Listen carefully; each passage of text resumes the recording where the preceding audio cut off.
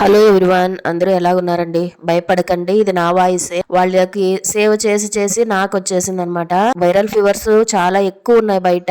చాలా జాగ్రత్తగా ఉండాలి, అందరూ బాగుండాలి, అందులో మనం ఉండాలనే మనస్తత్వం నాది కూడా. నైట్ అంతా నిద్ర మేలుకొని వాళ్ళకి సేవ్ చేసే పాటికి నాకు వచ్చేసింది అనమాట. 5 నిమిషాలకు ఒకసారి తడిబట్ట తల మీద వేస్తున్నా కూడా కంట్రోల్ కావటం లేదు. ఇంకా బెడ్ లో అడ్మిట్ చేసేసి చూపించుకున్నాము, తగ్గింది.